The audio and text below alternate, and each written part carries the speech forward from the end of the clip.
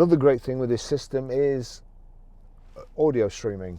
So if I go to my music, it's turned down there, even though it's got a picture of, I think that's Helen Reddy, Sweet Child of Mine is playing on the, just put it back to the beginning, Sweet Child of Mine is playing. So now we go across again, we click home, and then from the home button using the rotary control, we go to media, select media, and you see there Sweet Child of Mine's playing. If I turn that up, turn down, well, that's marvellous, it's turning the phone up as well.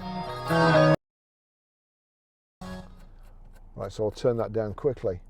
That's a new one on me. I normally I can control the sound from my phone.